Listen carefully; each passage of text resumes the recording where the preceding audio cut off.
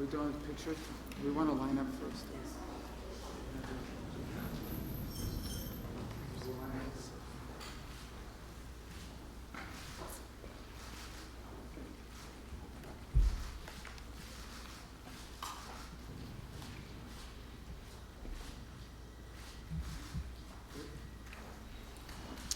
Welcome. Well, thank you all for joining us here today. I'm reminded by my colleagues from India, Australia, and Japan that within an hour of becoming the Secretary of State of the United States, this was my first meeting. So we like to do these every 6 months, right? Every 5 months.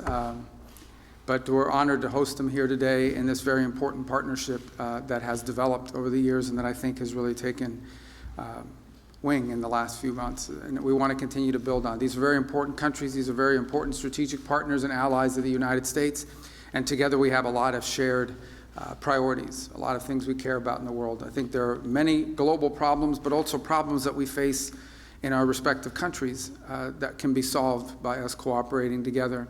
One of the challenges upon coming, although this is a great partnership and a great forum in which to discuss these issues, one of the challenges has been something new like this, is turning meetings and gatherings where we talk about ideas and concepts into a vehicle for action, into a vehicle for actually being able to take concrete actions. And that's the next step in this great partnership, is to actually begin to see concrete actions and steps being taken in conjunction with one another, in coordination with one another, in partnership with one another for the benefit of our respective countries and ultimately of many other countries in the world. There are many countries that are going to benefit from this partnership even though they're not members of it.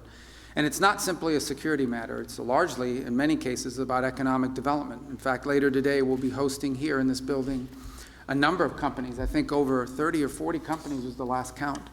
Representing all 4 of our countries, companies that are doing businesses in these countries or who are domiciled in these countries and who are going to be visiting here to talk about things we can work together on. And there are many topics that we can work on and focus on. One that I've personally been very focused on is diversifying the global supply chain of critical minerals, not just access to the raw material, but also access to the ability to process and refine it to usable material. It's critical for all technologies and for all industries across the board. And so having a diverse and reliable global supply chain of these is just one example of many that we can focus on and build upon and achieve some real progress on.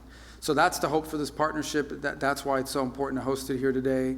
And in addition to the bilateral relationships we have with each of the 3 partner nations that are here, it's also important within this forum to turn it into one where we begin to focus on specific issues that we want to work together on and begin to deliver action on those issues. And today's the next step in that process. It's an honor to host them. And now I'm going to ask who's become a friend. I've seen him a number of times now in just 6 months on the job, and I was just telling how much he travels. I follow the news, and every time I see he's somewhere else in the world, so he's been very busy. But my colleague from India, who will be followed by my colleague from Australia, and then of course Japan, who I've also seen quite a number of times. In fact, I've seen you more than my own children, and because he's at some of the same forums that we've been on, and it's been an important partnership as well. So I'm grateful to all of you for being here today. Welcome to the State Department. Welcome to Washington.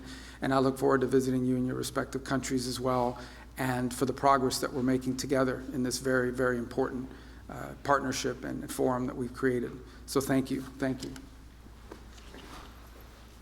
Thank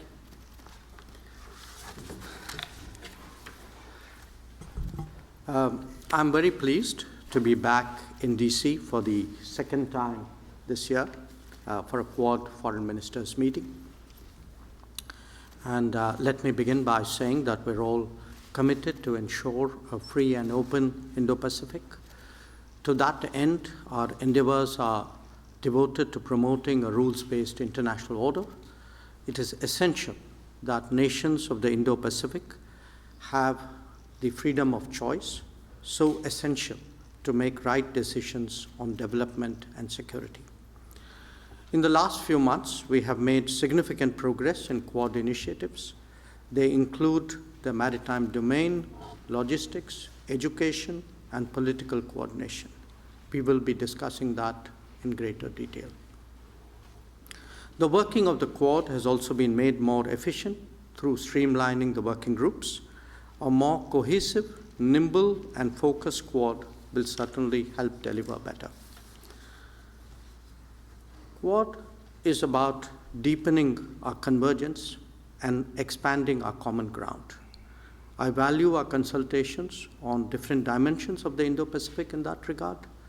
A lot is happening in the world, and I'm sure that our exchange of views will be very valuable for all of us. A word about terrorism in the light of our recent experience. The world must display zero tolerance. Victims and perpetrators must never be equated, and India has every right to defend its people against terrorism, and we will exercise that right.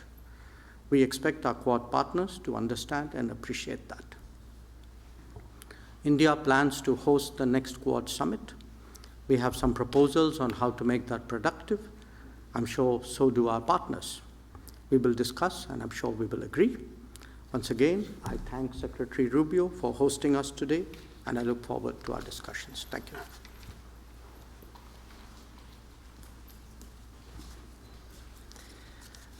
Thanks very much. It's really wonderful to be back here in Washington. It was such an honour to be asked, be invited to attend the inauguration of President Trump in January and to attend it with my colleagues from India and Japan. And Secretary Rubio, it was indeed your first few hours of being the Secretary of State. It was such an honour to meet with you, and I look forward. Thank you for the engagement over particularly this last little period with the Middle East, and then obviously we look forward to your visit to the ASEAN set of meetings in our region. We understand how important this partnership is. It is such an important partnership for the world, it's such an important partnership for our region, it's such an important partnership for the countries represented. The importance of our partnership is highlighted by the urgency of the strategic challenges that we all face. In his testimony to his confirmation hearings, the Secretary spoke about the future of the 21st century being made in this region, being shaped in this region, and Australia agrees. This is a very important Quad meeting, as always, and unfortunately we meet against the backdrop of conflict and of escalating competition. So it has never been more important for us to harness our collective strength for peace, for stability, for prosperity in the Indo-Pacific and for all our peoples. These four countries represent nearly a quarter of the world's population and over a third of global GDP. We are independent, sovereign nations. We bring our own perspectives, our own interests, and we also know this, that we are stronger when we work together. Whether it's when we respond to emergencies, as we did, when we together mobilise quickly to support communities affected by the deadly earthquakes in Myanmar, or cooperating on issues which are critical to the region's security and prosperity, such as technology, supply chains and maritime security.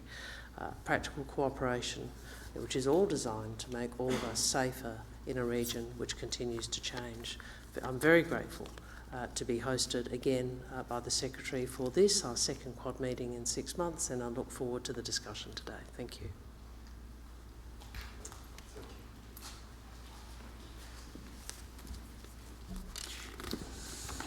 本日マルコのイニシアティブで、本年2回目の日米豪印外相会合を開催できることを大変嬉しく思います。マルコが国務省に初登庁して数時間後に開催された本年1月の外相会合開催は、国際社会に対して前向きで力強いメッセージとなりました。Today, I'm pleased to convene the second Quad Foreign Ministers meeting of this year, thanks to Marco's initiative. The previous Foreign Ministers meeting in January took place just a few hours after Marco's first day at the State Department, and I believe that sent a positive and a strong message to the international community.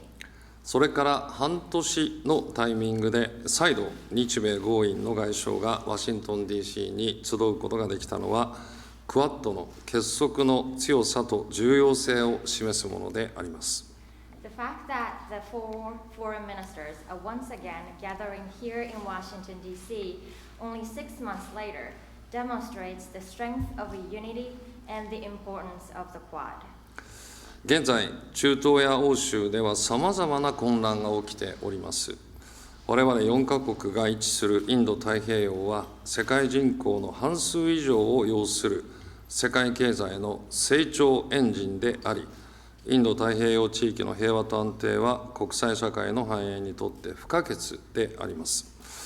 インド太平洋地域の平和と安定のために、地域の大国である日米豪印4カ国が果たせる役割は大変大きなものがございます。Currently, there is turmoil in the Middle East and Europe. The Indo-Pacific region, where our 4 countries are located, is the growth engine of the global economy, accounting for more than half of the world's population. With this, the peace and stability of the Indo-Pacific region are essential for the prosperity of international community. The 4 countries, as major powers in the region, have an important role to play in ensuring peace and stability in the Indo-Pacific region. 本日は現下の国際情勢について戦略的な観点から議論を深めたいと思います。また、自由で開かれたインド太平洋の実現のために、地域諸国に裨益する今後の協力などについてしっかりと意見交換したいと思います。ありがとうございます。Today, I'm looking forward to engaging in in-depth strategic discussions on the current international situation. Additionally, we will exchange views on future cooperation that will benefit countries in the region in order to advance the realization of a free and open Indo-Pacific. Thank you very much. Thank you.